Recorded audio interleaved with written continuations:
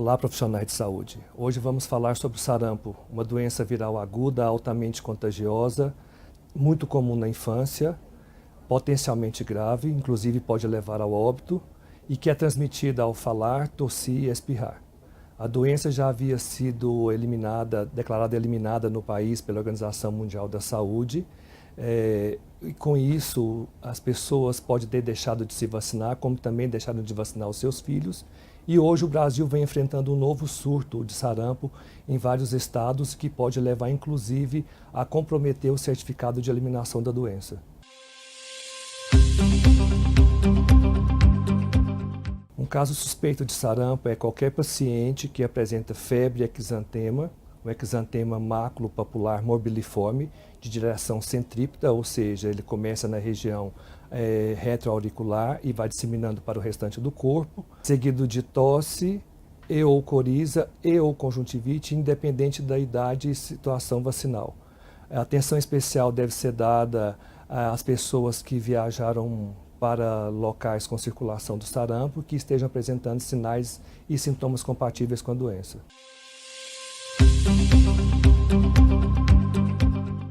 O período de transmissibilidade do sarampo é desde 6 dias antes do aparecimento do exantema até 4 dias após o surgimento do exantema. Então, vale ressaltar que mesmo 6 dias antes do início do exantema, a pessoa já pode estar transmitindo o vírus a outras pessoas. E o período de incubação do sarampo é de 7 a 21 dias, ou seja, um período de incubação relativamente longo, porque demora até 21 dias para a pessoa poder apresentar os sinais e sintomas da doença.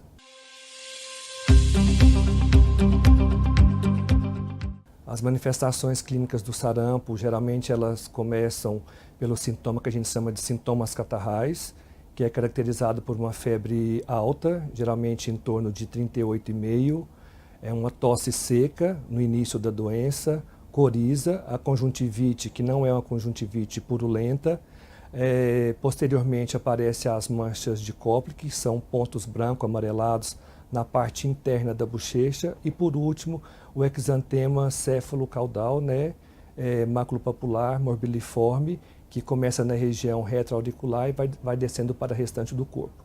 Vale ressaltar aqui que com a remissão do exantema espera-se que a febre também vá abaixando, e a febre persistente com a remissão do exantema é um caso provavelmente que está agravando. Outra coisa que devemos ressaltar é que em alguns casos pode acontecer uma descamação furfurácea, que é quando o exantema começa a desaparecer, com aspecto de farinha mesmo daquele exantema na pessoa acometida.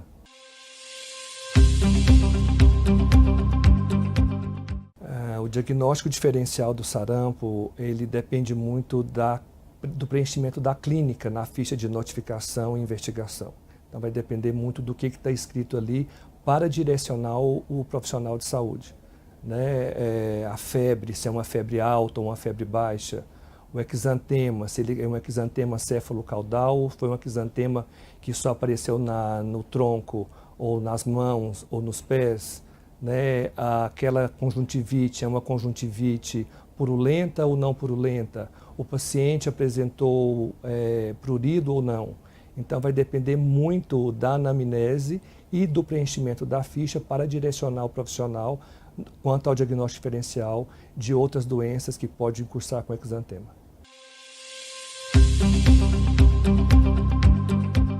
Todo caso suspeito de sarampo deve ser notificado imediatamente, em até 24 horas, lembrando que o sarampo é uma doença de notificação compulsória, ou seja, todo profissional de saúde tem obrigação de notificar qualquer caso suspeito ou confirmado. Esse caso notificado tem que ser investigado pela vigilância em até 48 horas. Recomenda-se que nessa visita a esse caso já se faça as coletas para sorologia e material para identificação viral e o bloqueio vacinal, que deve ser desencadeado em até 72 horas no máximo. A vacina é a forma de prevenção contra a doença, contra o sarampo. Hoje, no calendário nacional de imunização, está preconizado uma dose com a vacina tríplice viral aos 12 meses de idade e uma segunda dose com tetraviral aos 15 meses de idade. Recomenda-se que todas as pessoas até 29 anos tenham 2 doses com componente sarampo, assim também os profissionais de saúde também devem ter 2 doses. Pessoas de 30 a 49 anos devem ter pelo menos 1 dose da vacina com componente sarampo e não devem ser vacinados contra sarampo gestantes, imunocomprometidos sem indicação médica, pessoas com sinais e sintomas da doença e menores de 6 meses de idade. Não existe um tratamento específico para o sarampo. O tratamento é baseado na sintomatologia, né?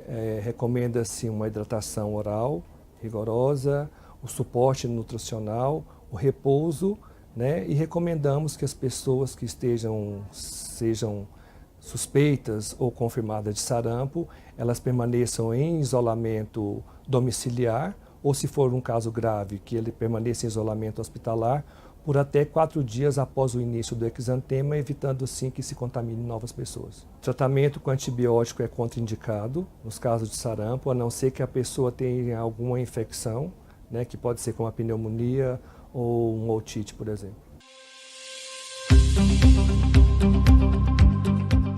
O sarampo ele pode se complicar, né, levando as pessoas a desenvolver encefalite, né, que pode acontecer até 20 dias após a remissão dos sinais e sintomas, pode apresentar pneumonias, cegueira, que pode ser transitória ou para sempre, pode causar também otites e surdez, e diarreia e a pancefalite esclerosante subaguda, né, que é uma degeneração grave que vai levar ao óbito, e essa pessoa pode apresentar a pancefalite até 20 anos após a remissão dos sinais e sintomas do sarampo.